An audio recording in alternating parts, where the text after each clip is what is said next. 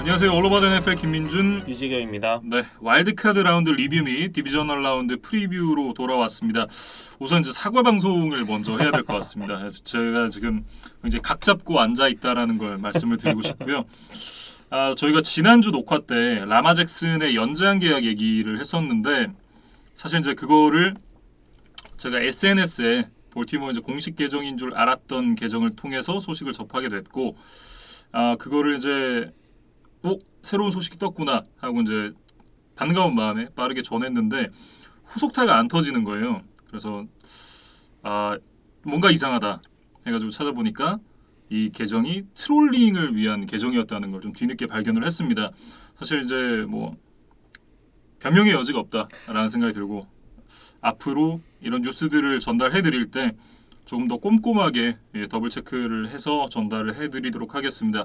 다시 한번 혼란을 드려서 죄송하다는 말씀 전해드립니다. 저희가 이제 댓글이나 유튜브 커뮤니티 등을 통해서 좀 미리 공지를 드리기는 했는데 또 그 내용들을 이제 확인을 못하셨던 분들도 계실 것 같아서 네.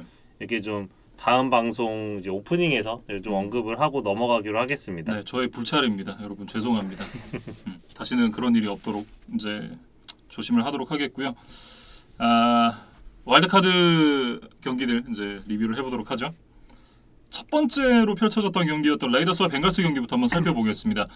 26대 19로 벵갈스가 승리를 가져갔습니다. 지난주에 말씀드렸던 대로 벵갈스가 1990년 이후 31년 만에 처음으로 플레이오프 승리를 거뒀습니다. 사실 이제 벵갈스가 이길 만한 경기였다라고 저는 생각을 하긴 하는데 이 심판 판정 때문에 좀 찝찝한 경기였습니다. 뭐 심판 이야기는 좀 나중에 해보기로 하고 뭐 이날 벵갈스의 승리에 또 어떤 의미가 있었는지 좀 이야기를 해보면 미국 이제 4대 프로스포츠가 있잖아요. 네. 근데 거기에 뭐 다 합치면 뭐 한 120팀쯤 될까요? 네, 평균 이제 30팀 정도라고 하면. 네. 근데 그 120여 팀 중에 가장 긴 기간 동안 플레이오프 승리가 없었던 팀이 바로 벵갈스예요. 맞습니다.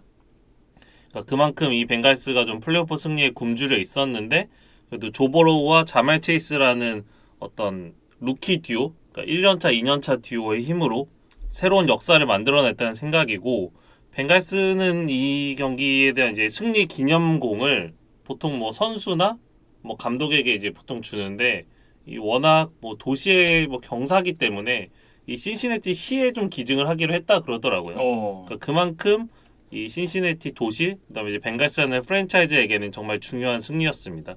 네, 본격적으로 이제 뭐 경기 얘기로 좀 들어가 보도록 하죠. 일단 이제 조보로우 선수의 활약을 얘기를 해야 될 것 같은데 이날 34번의 패스 시도 24번의 성공, 244야드 2개의 터치다운을 기록을 하면서 첫 번째 포스트 시즌 승리를 따냈습니다. 그리고 LSU에서 함께 뛰었던 자말 체이스가 116야드를 기록하면서 또 맹활약을 해줬어요. 그러니까 조 믹슨의 러싱을 좀 섞어가면서 공격을 풀어가지 않겠느냐는 좀 제 개인적인 예상과는 달리 경기 초반부터 자말 체이스를 거의 집중적으로 이제 이용하면서 공격을 풀어갔는데 그게 생각보다 잘 뭐 들어맞았어요. 네. 그러면서 뭐 체이스가 많은 야드를 전진하면서 레드존 근처까지 가주고 이제 레드존에서 다른 선수들에게 이제 패스를 연결하면서 뭐 벵갈스가 초반부터 득점을 좀 만들어냈습니다. 그래서 첫 번째 터치다운 패스부터 보면 이제 CJ 유조마 이 타이트엔드 선수에게 던져졌는데 그 유조마 사이에 이제 레이더스 수비 3명이 이렇게 모여 있었거든요. 네. 근데 그 굉장히 타이트한 윈도우 상황이었는데 보로가 굉장히 정확한 패스를 꽂아 넣었다. 그게 좀 인상적이었고 뭐 이제 논란이 될 만한 이 두 번째 터치다운에 대해서 좀 이야기를 해보면 좋을 것 같아요. 사실 이 경기를 라이브로 보면서 와 개쩐다 이러고 봤거든요. 근데 타일러 보이드가 패스를 잡는 동안에 세컨더리가 안 움직이는 거예요. 근데 이런 상황이 드물잖아요. 그러니까 터치다운이 나올지언정 이거를 이제 세컨더리 선수들이 그냥 보고 있는 경우는 잘 없으니까 그래서 좀 이상하게 좀 돌려보는데 던지는 타이밍에 휘슬이 불렸더라고요. 그래서 심판은 터치다운으로 인정을 했고 이 터치다운 콜 자체도 좀 늦게 나왔고 뭐 그래가지고 좀 이상하다 이렇게 생각해가지고 보고 있는데 아니나 다를까 좀 논란이 됐더라고요. 그러니까 이게 이제 심판이 휘슬 분 이유는 버로우가 이제 사이드라인 쪽으로 근처에 가서 이제 공을 던졌잖아요. 근데 이제 심판이 생각하기에는 그때 버로우가 사이드라인에 밟은 채로 혹은 나간 채로 공을 던졌다고 이제 판단을 해서 리시버가 공을 잡기 전에 휘슬을 불었는데 네. 비디오 리뷰를 해보니까 이게 나가질 않았던 거죠. 안 나갔죠. 그러니까 사실은 터치다운이 정심인 상황이었습니다. 근데 이제 문제는 심판이 플레이가 완벽하게 메이드되기 전에 휘슬을 불었기 때문에 NFL 룰 규정에 따르면 번복을 할 수는 없고 그 상황을 무효로 하고 리플레이, 다시 가야죠. 재공격을 지시하는 것만이 심판이 할 수 있는 유일한 수단이었어요. 네. 근데 이제 심판이 이 원칙을 무시를 하고 터치다운으로 판정을 번복을 했기 때문에 네. 이게 좀 오묘합니다. 그러니까 결과적으로는 정심으로 가기는 했는데 근데 저는 사실 그렇게 그 생각해요. 과정에서 이제 절차가 틀렸다고 봐야겠죠. 그렇죠. 근데 그렇게 절차가 잘못되면 그것도 어쨌든 과정에서 잘못됐으니까 이게 취소가 되는 게 맞다라고 저는 생각을 하거든요.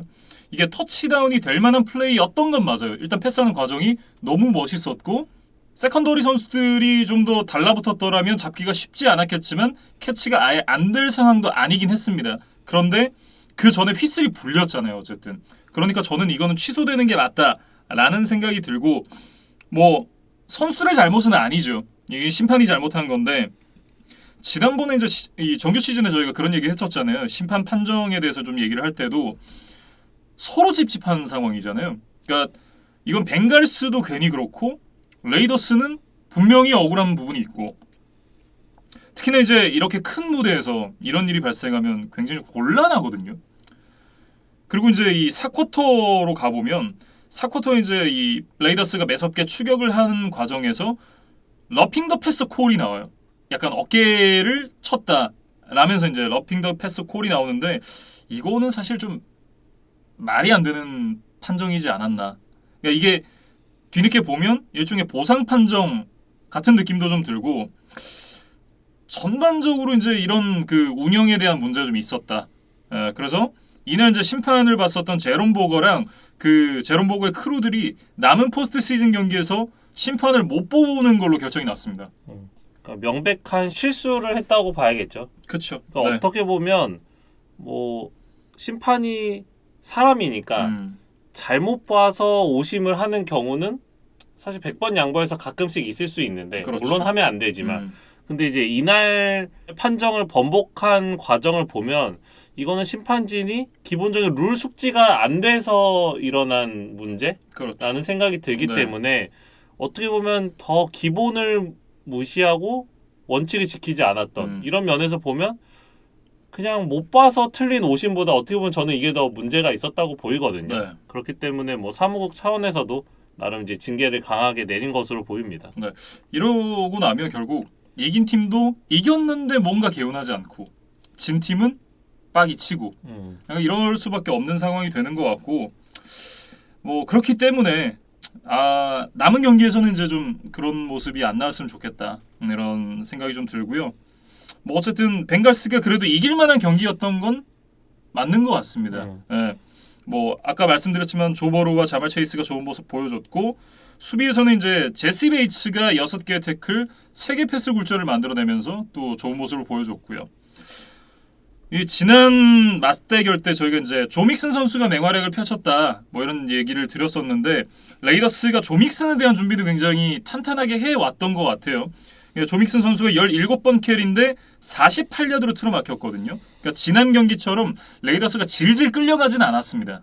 그런데 이제 자말 체이스의 활약이 워낙 좋았기 때문에 그렇죠. 뭐 벵갈스가 그래도 계속해서 리드를 뺏기지 않을 수가 있었던 것 같아요. 그리고 뭐 체이스가 이날 캐치도 굉장히 좋았지만 그 나이너스의 디보 세뮤얼을 연상시키는 이 모션을 통한 러싱 플레이 그걸로도 이제 한 23야드 정도를 추가를 했거든요. 네. 그래서 뭐 체이스가 뭐 여러 방면에서 뭐 팔방미인 역할을 해줬다 이렇게 보면 될 것 같고 수비 쪽에서도 이제 뭐 제시 베이츠 외에도 한 두 선수 정도를 더 언급을 하고 싶은데 이 서드다운 상황에서 적극적인 블리츠를 통해서 트레이 핸드릭스의 펌블 턴오버를 유도를 했어요. 그렇죠. 그리고 샘 허바드도 상대 엔드존 근처에서 색을 만들어내면서 뭐 또 결정적 역할을 했고 그리고 이제 경기 막판에 동점 내지 역전을 허용할 수 있었던 상황에서 저메인 프렛이 이제 승리를 확정지는 인터셉션을 했던 거. 네. 요 선수들도 좀 언급을 해야 될 뭐 순값들이었습니다. 네.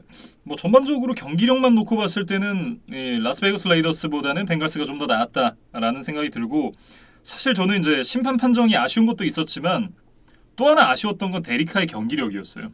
그러니까 이날 경기가 이제 레이더스에게는 좀 데리카의 한계를 본 경기가 아니었나라는 생각이 좀 들고 이날 이제 패스 성공률도 그렇게 높진 않았지만 열려있는 타겟을 못 보는 경우가 심심찮게 있었거든요. 근데 그런 부분들을 봤을 때 참 잘하는 것 같은데 또 어떻게 보면 좀 못하는 것 같기도 하고 그래서 못하는 애들 중에 제일 잘한다라는 표현이 있잖아요. 그 표현이 좀 딱 들어맞는 선수가 아닌가 이런 생각이 듭니다. 그러니까 이날 레이더스가 5번이나 레드존에 진입을 했으니까 이길 수 있었던 기회는 저는 충분했다고 보여져요. 그렇죠. 근데 이제 그 중에 터치다운이 하나밖에 없었다. 이것도 이제 페인 중에 하나였고 그 몇몇 장면에서 실수들이 있었던 것들이 좀 쌓이면서 네. 결국 동점 내지 역전을 가지를 못했는데 아까 그 트레이 핸드릭스는 이제 스트립색 펌블을 했다고 말씀을 드렸는데 그 리플레이를 자세히 보시면 이 트레이 핸드릭슨 같은 경우는 이제 벵갈스의 거의 넘버원 패스러셔잖아요. 이 선수를 막기 위해서는 레이더스의 이제 오펜시브 라인맨, 그러니까 뭐 레프트 태클이나 라이트 태클 혹은 한 명 더가 이제 붙어줘야 되는데 이 스냅을 보면 타이트엔드 포스터 모로가 핸드릭슨을 1대1로 상대를 하고 있어요. 근데 이 뭐 타이트엔드 선수가 물론 블로킹을 하는 것도 역할이긴 하지만 오펜시브 라인맨에 비할 바는 아니겠죠. 그렇죠. 예, 그러다 보니까 핸드릭슨에게 손쉽게 뚫렸고 이게 이제 스트립색 펌블로 이어지는 장면이 있었습니다. 그리고 킥오프 리턴 과정에서 페이튼 바버가 실수로 이제 2야드 지점에서 공을 잡아냈던 거. 그러니까 사실 공을 그냥 사이드라인으로 나가게 냅두거나 아니면 사이드라인 밖에 발을 걸치고 그렇죠. 요 공을 잡아내면 이게 이제 아웃 오브 바운즈 판정이 되면서 40야드에서 공격을 시도할 수가 있었거든요. 그렇죠. 페널티가 나오죠. 네, 근데 이제 이 페이튼 바버가 아마도 정규 시즌 중에 이렇게 리터너로 자주 나서지 않는 선수였기 때문에 이거에 대한 좀 준비, 좀 예상 이게 좀 잘 안 되지 않았겠느냐. 근데 사실 이게 선수잖아요. 그러니까 저희 같은 경우에는 제 그냥 시청자고 NFL을 좋아하는 팬이고 이런데도 사실 이거를 모르지 않는단 말이에요. 근데 플레이어가 이걸 몰랐다? 이거는 사실 좀 그냥 넘기긴 쉽지 않은 실수인 것 같아요. 그러니까 저는 룰을 뭐 몰랐다는 생각보다는 이 연습이 좀 충분히 돼 있지 않았기 때문에 몸에 안 익었다. 네, 그 애매한 상황에서 내가 몸을 밖으로 내보내고 이걸 잡아야겠다는 어떤 그게 실행이 잘 안 되지 않았을까.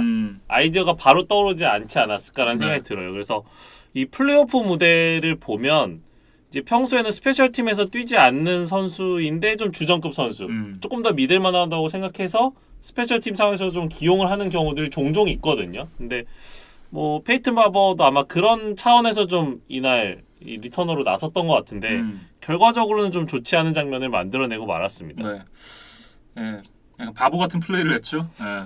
뭐 어쨌든 이런 상황들 그리고 특히 결정적인 상황에서 나왔던 몇 차례 드랍들 뭐 이런 것들이 좀 많이 아쉬웠던 그런 레이더스였습니다. 드전 잭슨이 진짜 오픈 상황이 있었는데 여기서 패스를 드랍했던 거 이런 것들이 좀 기억에 남아요. 네.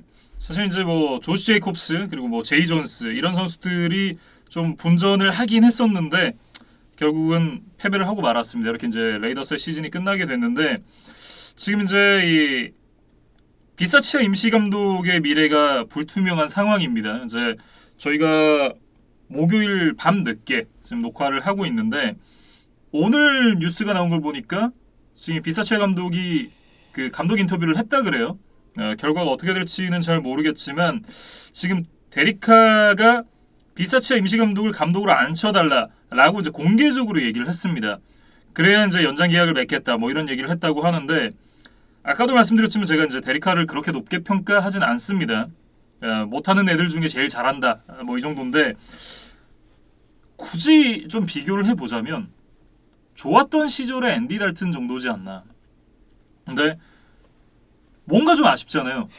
하지만 그 리그 전체적으로 봤을 때는 좋은 쿼터백이 별로 없기 때문에 사실 또 버리긴 또 아까운 어떻게 보면 이제 계륵 같은 그런 존재다라는 생각이 들고 특히나 이제 뭐 실력적인 부분에선 계륵이다라고 말씀드릴 수 있지만 이 선수가 올 시즌에 쿼터백 리더로서 보여줬던 자질은 그 리그에서 최상급이거든요. 근데 그렇기 때문에 뭐 정말 탁구 쿼터백으로 교체가 불가능하다라고 한다면 이제 데리카랑 가는 게 맞지 않나라는 생각이 드는데 그리고 이제 이 마이크 메이옥 단장이 경질이 됐으니까 새로운 단장이 어떤 결정을 내릴까가 굉장히 좀 중요하지 않을까. 특히나 이제 레이더스 같은 경우에는 굉장히 좀 암흑기가 길었던 팀이잖아요. 그런데 지금 어쨌든 플레이오프에 진출을 했고 나름 이제 상승세를 타고 있던 상황에서 다시 암흑기로 들어갈 것인가? 아니면 이제 이 상승세를 어떻게 이어갈 수 있을 것인가? 지금 그 기로에 좀 서 있지 않나 이런 생각이 듭니다. 계약이 지금 1년밖에 남질 않았기 때문에 데리카에 대한 어떤 처분, 뭐 결정 이런 것들이 좀 반드시 필요한 상황이고 뭐 말씀해주신 이제 데리카 외에도 뭐 맥스 크로스비 같은 이제 핵심 선수들이 이 비사치아 감독에 대한 좀 잔류, 재계약에 대해서 좀 강하게 뭐 성토를 하더라고요. 그래서 아마 비사치아 감독이 좀 시즌 중에 이 선수들과 좀 유대 관계를 잘 쌓았던 것 같고. 네. 이 레이더스의 탈락 후에 선수들에게 이렇게 손편지를 쓰는 모습이 좀 이렇게 뭐 사진을 찍혀서 올라오기도 했더라고요. 그래서 그만큼 좀 선수들과 좀 격이 없이 또 인간적으로 좀 잘 지냈던 것이 아닌가. 네. 그러면서 좀 덕망을 쌓았던 것이 아닌가 싶습니다. 그리고 사실 그 포스트 시즌 못 가도 안 잘리는 감독이 부지기수인데 임시 감독으로서 지금 팀을 좋지 않은 분위기에서 중간에 건네받아가지고 어쨌든 포스트 시즌에 진출을 시킨 거잖아요. 이 공로는 인정을 해야 되지 않나라는 생각을 합니다. 뭐 결국 마크 데이비스 구단주의 뭐 결정에 달려있다고 봐야겠죠. 네, 이렇게 레이더스와 벵갈스의 경기 살펴봤고요. 다음은 이제 참 하기 싫네요. 갑자기. 네. 패트리어츠와 빌스의 경기 얘기를 이어가 보겠습니다. 47대 17. 빌스가 승리를 가져갔습니다. 뭐 패치가 정말 뭐같이 멸망했어요. 네, 영혼까지 발린 경기였고 벨리치 감독의 역대 플레이오프 경기 중에 최악의 경기다 이런 평가가 나오고 있습니다. 빌스의 화끈한 공격력에 벨리책 감독이 완벽하게 KO를 당했다. 저도 그렇게 한 줄로 좀 적어왔습니다. 그게 이제 KO 펀치가 너무 일찍 나왔어요. 이게 마이카 하이드가 엔드존에서 인터셉션을 만든 게 사실상의 KO 펀치지 않았나. 그래서 이 플레이가 나오고 나서 저는 다들 좀 맛이 갔다라고 생각을 해요. 네. 그게 아니었더라도 저는 경기를 이기긴 쉽지 않았을 거라고 생각합니다. 제가 프리뷰 때도 말씀드렸지만 빌스가 이길 거다. 이 정도 올라온 것만 해도 잘했다라고 말씀드렸었잖아요. 그러니까 같은 생각이에요. 지금도. 그러니까 이 경기를 이길 수는 없었어요. 근데 이렇게까지 처참하게 발리진 않았을 거다라는 생각이 들더라고요. 그러니까 이날 경기에 앞서서 그 에반 워시번의 그 현장 리포팅을 좀 돌이켜 보면 버팔로 빌스의 어떤 구단 역사에서 두 번째로 기온이 낮은 상태에서 시작하는 홈 경기다. 네. 이런 이제 자막이 나왔거든요. 그러니까 그만큼 매우 추운 날씨 속에서 치러졌기 때문에 좀 로우 스코어링 게임 양상으로 가지 않겠느냐. 그러면 이제 패트리어츠에게도 좀 기회가 있지 않겠느냐라는 생각을 했었는데 뭐 조시 앨런도 미쳐 날뛰었고 뭐 빌스의 수비도 완벽하게 패치를 제압을 하면서 좀 생각보다는 많은 격차로 이제 경기가 끝나고 말았습니다. 그러니까 날씨가 추운 게 문제가 아니었던 것 같아요. 생각을 해보면 눈과 바람은 그렇게 심하지 않았다. 그러니까 날씨가 추운 거는 조시 앨런에겐 크게 문제가 되지 않았던 것 같아요. 핫팩으로 해결할 수 있다. 네. 그러니까 제가 이제 그런 얘기를 했었잖아요. 패트리어츠가 이기려면 이런 게 돼야 된다라고 했던 게 하나도 안 됐습니다. 일단 날씨가 춥긴 했지만 말씀드렸던 대로 눈이 오거나 패스에 영향을 줄 만큼 바람이 세게 불거나 뭐 이러지 않았고 제가 지난주에 이제 라몬드레 스티븐슨 이 선수의 활약이 중요하다. 그리고 데미언 해리스는 기본적으로 잘해야 된다라고 말씀을 드렸는데 둘이 앞에서 89야 돼요. 둘 다 못했어요. 거기다가 오라인의 아이자 윈이 못 나왔습니다. 물론 이제 아이자 윈이 탑급 태클은 전혀 아니죠. 근데 어쨌든 이 선수가 있고 없고는 분명한 차이가 있는 선수고 매튜 주돈이 이날 태클 하나에 쿼터백 히트 하나 기록했습니다. 제가 이제 매튜 주돈이 활약을 해줘야 된다라고 말씀을 드렸는데 역시나 힘을 못 썼죠. 거기다 싱글테리와 알렌을 러싱을 막아야 된다라고 했는데 싱글테리가 16번 캐리에 81야드 2개의 터치다운, 앨런이 6번 캐리에 66야드입니다. 둘의 러싱을 못 막았죠. 거기다가 앨런의 패스도 이날 25번 시도에 21번 성공입니다. 인컴플리션이 4개인데 터치다운이 5개예요. 이런 말 다 했죠. 못 이기는 경기입니다, 이건. 그러니까 빌스의 이날 공격 드라이브를 전체를 살펴보면 전반 막판에 킥오프 리턴과 함께 전반이 끝났던 그 드라이브와 마지막에 이제 트루비스키가 나와서 3번의 닐다운을 경기를 끝냈던 그 드라이브를 제외한 총 7번의 드라이브가 있었는데 전부 터치다운이죠. 여기서 모두 터치다운을 기록하는 어떻게 보면 좀 엽기적인 기록을 만들어내면서 47득점도 대단한데 보통 이렇게 점수를 많이 내면 디펜시브 플레이 상황에서 터치다운이 보통 하나씩 끼게 마련이에요. 그렇죠. 아니면 뭐 스페셜팀 상황에서 터치다운이 나오거나. 근데 빌스는 이날 순수하게 오펜스 상황에서만 이 47점을 몰아냈다는 거. 뭐 정말 대단한 공격력이었습니다. 네.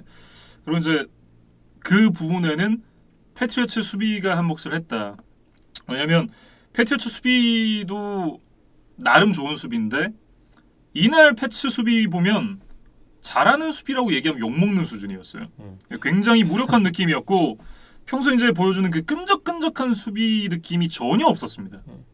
그러니까 빌스와 패츠의 앞선 정규리그 1, 2차전과 좀 비교를 해보면 그 당시에는 조시 앨런의 발이 그렇게 뭐 활발하게 움직이는 느낌이 없었거든요. 근데 이날은 이제 경기 초반부터 앨런이 적극적으로 스크램블링을 했는데 그러면서 패츠 수비가 좀 흔들린 것이 아닌가라는 좀 생각을 해봤어요. 그래서 뭐 몇몇 장면의 이야기를 해보면 매튜 주돈 이제 패트리어츠 수비의 지금 핵심인데 이제 1대1 오픈필드 상황에서 앨런과 맞닥뜨리니까 주돈이 이제 앨런을 잡아내질 못하고 그냥 뚫렸거든요. 네. 그런 장면이 하나 있었고 이게 약간 좀 패츠 수비의 고질적인 문제 중 하나인데 돌아나가는 선수를 잘 못 잡아요. 그러니까 그 힘으로 밀고 오는 선수들 있잖아요. 이런 선수들을 굉장히 잘 맞거든요. 근데 스피드가 빨라가지고 이렇게 돌아가는 친구들은 굉장히 맞기 어려워합니다. 그러니까 그런 데서 뚫리는 상황들이 굉장히 많았었고 그 얘기하니까 굉장히 답답하네요. 뭔가 가슴이 이제 뭔가 먹먹해지면서 숨이 잘 안 쉬어질 것 같은데 이게 뭔가 고질적인 문제들이 다 나왔던 경기였습니다. 패트리어츠에. 그리고 이제 빌스 입장에서 보면 앨런이나 66 러싱 야드니까 뭐 그 정도면 뭐 엄청 대단한 건 아니지 않나라고 생각하실 수도 있지만 6번 캐리죠. 네, 뭐 캐리도 굉장히 적었으니까 이제 캐리당 전진 야드도 대단했고 근데 이제 경기 양상을 생각을 해보면 후반부터 이제 점수차가 벌어졌으니까 무리하게 부상 리스크를 가지고 뭐 적극적으로 달릴 이유가 없었거든요. 맞아요. 그러다 보니까 러싱 야드가 이 정도로 나온 거지. 만약에 팽팽하게 흘러갔던 흐름이었다고 생각을 해보면 앨런이 100야드, 120야드도 충분히 달릴 수 있었던 그런 이제 경기 내용이었습니다. 네. 아쉽다라는 생각이 많이 드는데 뭐 그렇다 쳐도 맥 존스의 데뷔 시즌은 나쁘지 않았다. 뭐 이렇게 정리를 해야 될 것 같고 맥 존스가 전혀 잘하지는 않았거든요. 근데 지난 시즌에 캠 뉴튼을 봤던 걸 생각하고 그리고 이제 포스트 시즌 온 걸 고려하면 선녀다. 뭐 이렇게 얘기를 해야겠죠. 그러니까 뉴잉글랜드의 시즌 정리를 좀 해보면 사실 당초에는 이제 캠 뉴튼으로 갈 것이냐 맥 존스에게 그냥 지면서 경험치를 줄 것이냐의 선택의 기로만 있다고 생각을 했어요. 근데 이제 시즌 직전에 캠 뉴튼을 방출하고 맥 존스에게 이제 경험치를 주기로 결정을 한 걸 보고 이번 시즌은 그냥 좀 쉬어가나 보다라고 저는 개인적으로 생각을 했거든요. 근데 제 생각은 좀 다른 게 캠 뉴튼으로 간다고 이길 수 있는 게 아니에요. 그러니까 저는 캠 뉴튼으로 갔으면 더 많은 승리를 했을 거다라고 이야기를 드린 게 아니라 그래도 캠 뉴튼은 현재잖아요. 근데 그렇죠. 이제 맥 존스는 프로에 와서 사실 보여준 게 없는 선수고 아직 그다음에 이제 대학 시절에서 이제 넘어오는 과정에서도 약간의 분명히 물음표가 있었던 선수니까 뭐 앞선 트레이아웃이나 이런 과정에서 그렇죠. 프로데이를 조졌으니까. 네. 그러다 보니까 맥 존스가 조금 더 불안 요소는 더 있었던 선수라고 저는 생각을 했거든요. 네, 그렇기 때문에 뭐 이번 시즌에 어떤 성적을 기대하고 맥 존스를 선택한 건 저는 아니라고 생각을 했는데 근데 시즌을 치르는 과정에서 어쨌든 맥 존스가 생각보다 빠르게 안착을 했고 결국 이제 팀을 플레이오프로 이끄는데 뭐 맥 존스가 혼자 다 한 건 아니지만 분명히 1위를 담당한 건 맞거든요. 그래서 그건 그렇죠. 결과적으로 보면 어쨌든 주전 쿼터백을 얻었고 1라운드에서 떨어지긴 했지만 플레이오프까지 팀이 진출을 했다. 음. 이거는 패트리어츠에겐 좀 성공적인 2021 시즌이었다고 저는 리뷰를 좀 하고 싶습니다. 네. 시작이 반이다라는 얘기가 있잖아요. 뭐 나쁘지 않은 시작이었던 것 같고, 뭐 패치 얘기는 여기까지 하시죠. 네. 뭐 그러면 짧게만 준비한 얘기를 한 가지만 더 해드리면 네. 이제 뭐 언론이나 이제 팬들은 또 성급하게 벌써 다음 시즌을 보니까 뭐 다음 시즌 오프 시즌 과제에 대해서 벌써 좀 언급한 기사들이 있어서 네. 간단하게 좀 요약을 해봤습니다. 그래서 뭐 패치에 여러 포지션이 필요하지만 일단 제시 잭슨과 호흡을 맞출 코너백이 필요하다.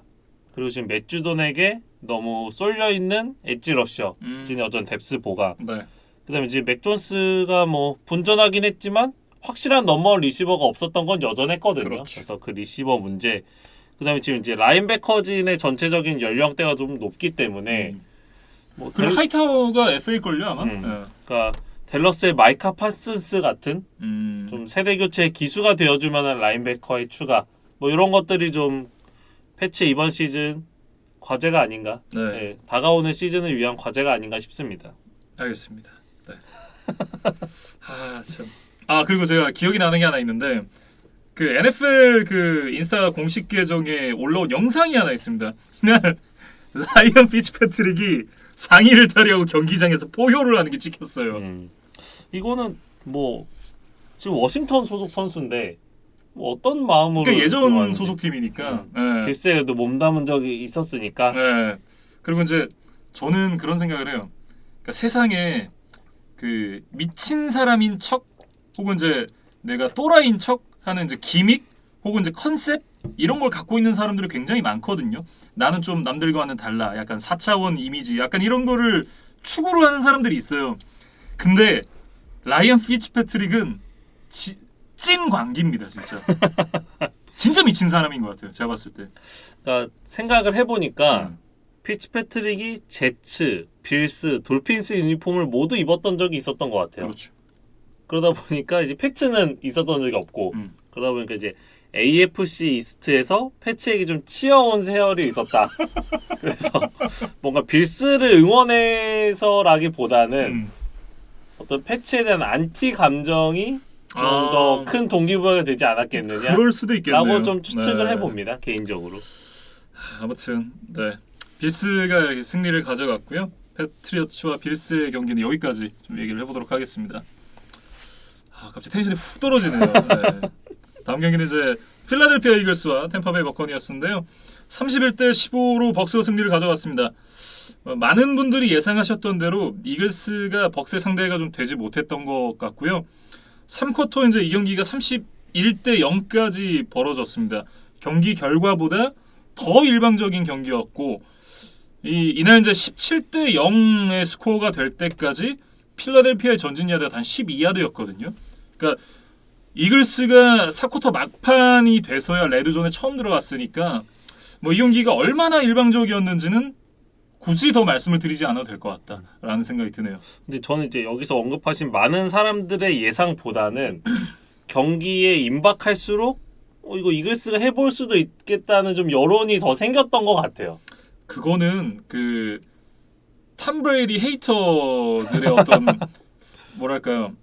그 뇌피셜이라고 해야 될까요? 좀 그런 거에 가깝지 않았나. 왜냐면 잘 나가는 게 꼴보기 싫으니까 이글스가 꺾어줬으면 하는 그런 생각이 좀 많지 않았나라는 생각이고 물론 사실 이제 그럴 만한 근거들이 있었어요. 지난주에도 말씀드렸지만 이글스가 러싱을 잘 하는 팀이고 벅스의 런 디펜스가 좀 가능하지 않을 정도로 부상 이탈자들이 많았으니까.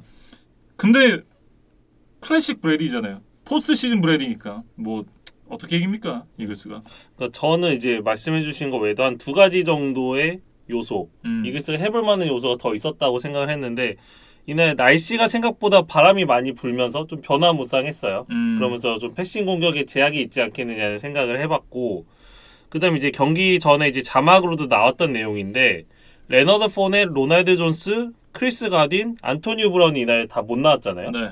근데 이 선수들이 정규 시즌에 전진했던 야드를 보면 벅스 전체 야드의 49% 해당하는 거를 해줬던 선수들이 모두 빠졌다고 해요.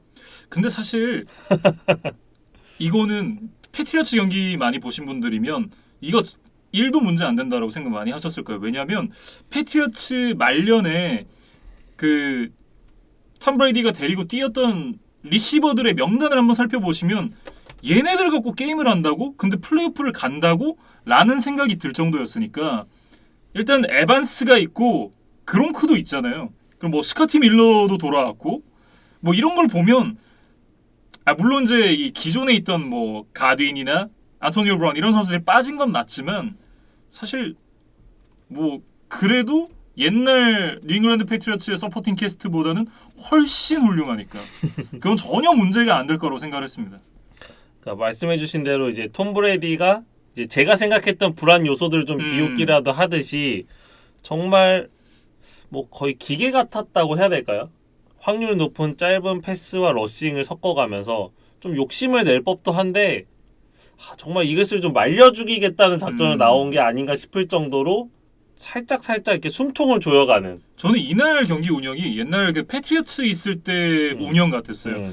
이 템파베이로 넘어오고 나서는 사실 이제 브루스 레이넌스 감독의 스킴에 맞춰서 롱밤도 많이 꽂고 뭐 긴 패스 뭐 이런 걸 많이 했었던, 특히나 이제 패스를 많이 하는 그런 이제 운영을 했었던 브레이디였는데 이날은 진짜 짤짤이 런 약간 이런 걸 섞어가면서 정말 말씀해 주셨던 대로 이 뱀이 이제 그 사냥감을 먹을 때 이렇게 또아리를 틀어가지고 질식을 시킨 다음에 먹잖아요. 그런 느낌이었어요.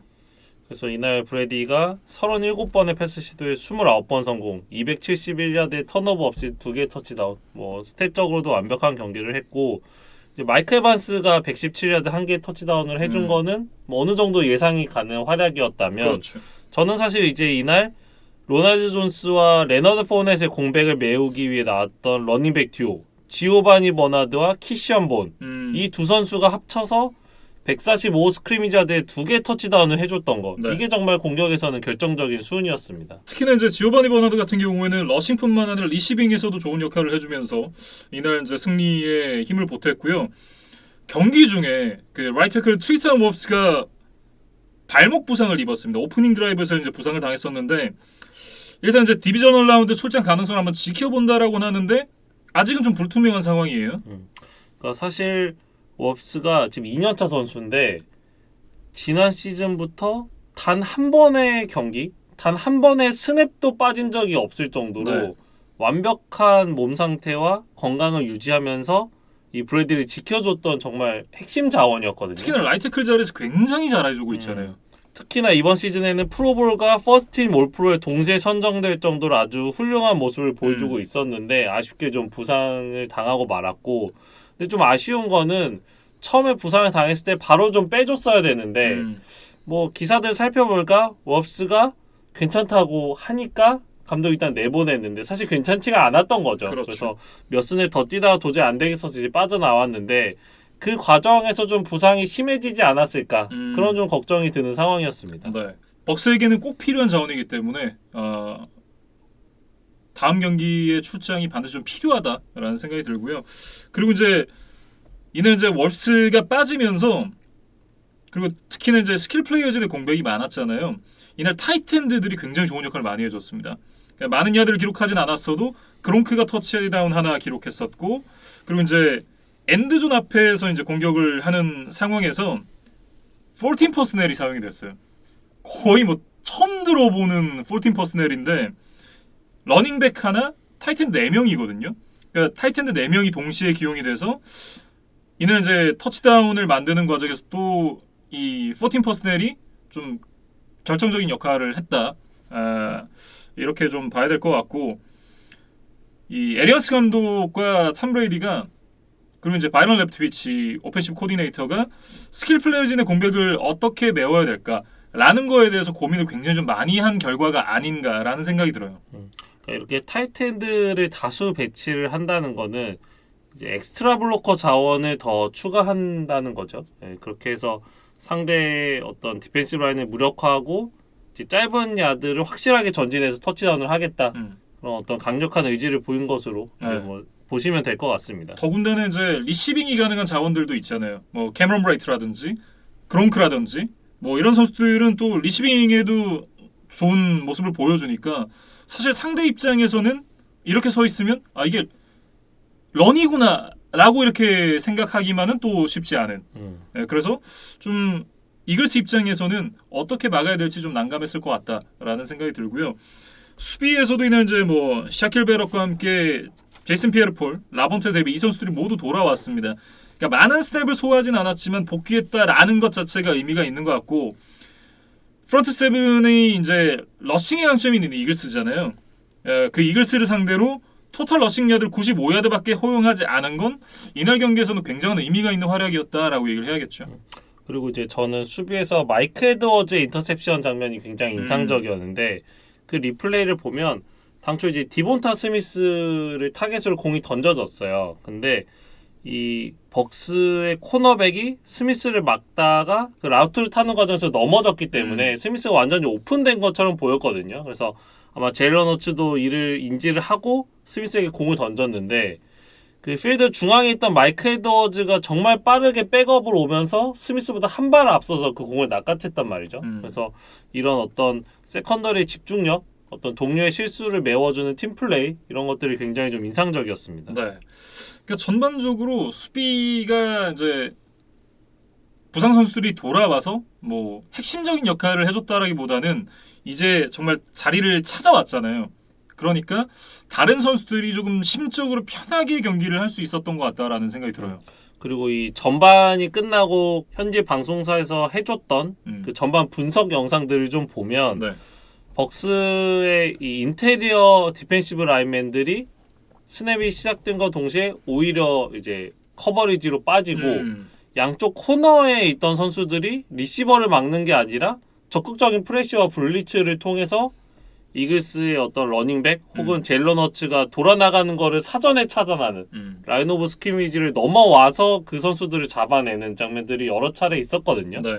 그래서 이거는 결국 이 토드 볼스 디펜시브 코디네이터가 이글스의 러싱 공격을 막기 위해서 이만큼 준비를 잘 해왔다. 이렇게 좀 분석을 할 수 있을 것 같고 이 볼스 같은 경우는 지금 미네소타, 잭슨빌, 시카고, 덴버 등등 지금 이제 새로운 감독을 찾고 있는 팀들의 뭐 유력 후보로도 또 언급이 되고 있더라고요. 네. 지금 이제 뭐 이 토드 볼스 디펜시브 코디네이터도 그렇지만 오펜시브 코디네이터인 바이런 레프트위치도 계속해서 이제 감독 물망에 오르고 있거든요. 그러니까 이 코칭 스텝을 템파베이가 지켜낼 수 있느냐 이것도 한번 지켜봐야 될 것 같고 그리고 이제 뭐 경기 외적으로 뭐 경기 내적이기도 합니다만 에리언스 감독이 이날 이제 앤드류 애덤스의 뒤통수를 때리는 모습이 있었습니다. 이게 논란이 됐는데 이 부분에 대해서 이제 에리언스 감독이 페널티를 예방하기 위한 행동이었고 이 부분에 대해서는 후회를 하지 않는다라고 얘기를 했습니다. 그러니까 아마도 그 플레이를 보면 이제 선수들이 뒤엉켜 있었는데 이 앤드류 애덤스가 이글스 선수를 좀 불필요하게 이렇게 잡아 끌어내려는 좀 액션을 취하려고 했던 것 같아요. 맞아요. 근데 이제 그게 심판에게 발각이 되면 페널티가 부과가 되고 그럼 이제 벅스의 흐름이 끊길 수도 있었던 상황이기 때문에 뭐 감독이 이렇게 좀 개입을 한 것으로 보이기는 합니다. 그러니까 그런 의도였다는 거는 이해는 하는데 근데 때리면 안 되죠. 사실 좀 문제가 있었죠. 그래서 저는 그 KBL에서도 그 유재학 감독이 함지훈 선수에게 이렇게 테이프를 붙였던 장면 뭐 그것과 좀 저는 오버랩이 됐었거든요. 네. 개인적으로는. 그래서 물론 같은 팀이고 뭐 팀의 승리를 위한다는 뭐 그런 명분은 이해를 하지만 그래도 경기 중에 이렇게 선수를 좀 감정적으로 대하는 거는 그렇죠. 자기 팀 선수라 하더라도 썩 보기 좋은 모습은 아니었습니다. 네. 그러니까 이 부분에 대해서 이제 사무국이 $5만 벌금을 부과를 했다 그러고요. 에리언스 감독이 이제 또 이에 대한 어필을 했다고 합니다.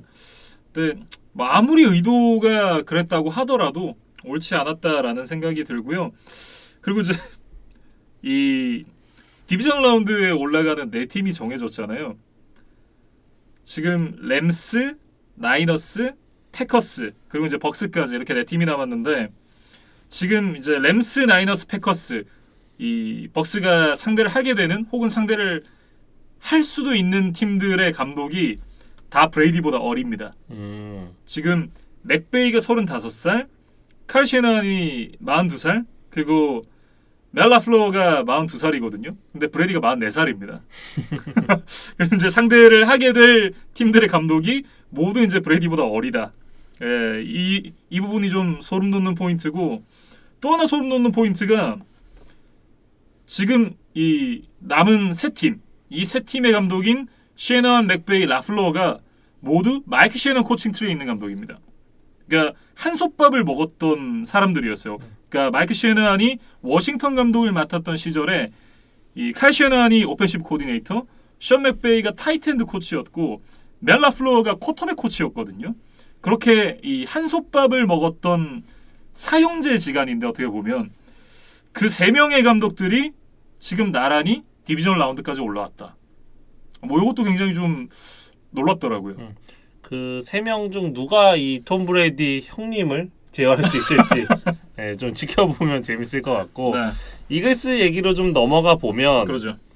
이글스 입장에서는 이제 러싱을 잘하는 팀이잖아요. 근데 이제 그런 팀 입장에서 가장 난감한 상황은 초반부터 리드를 당하는 거라고 저는 개인적으로 생각을 해요. 맞아요. 그러니까 러싱 공격이라는 게 점수를 내기 위해서는 좀 많은 시간을 필요로 하고 어떻게 보면 좀 인내심을 필요로 하고 그런 건데 그렇기 때문에 우리가 리드를 잡고 가면 상대를 이제 피말리게 할 수 있지만 우리가 리드를 당하는 입장에서는 뭔가 좀 멀게 느껴지는 뭐 그런 뭐 느낌이 있다고 저는 생각을 하거든요. 그렇죠. 근데 이제 이날도 경기 초반부터 이제 이글스가 어떤 리듬을 찾기 전에 점수가 벌어졌기 때문에 뭐 제일런 허츠와 이글스 입장에서는 좀 어려운 경기가 아니었나 그런 네. 생각이 들었습니다. 그러니까 이날 이제 허츠가 패스를 강제당했던 그런 경기였는데 이날 이제 인터셉션도 2개를 기록을 했습니다. 그리고 기록되지 않았던 인터셉션이 될 뻔한 플레이들도 많았어요. 그러니까 패스를 보면 패스가 전반적으로 굉장히 깁니다.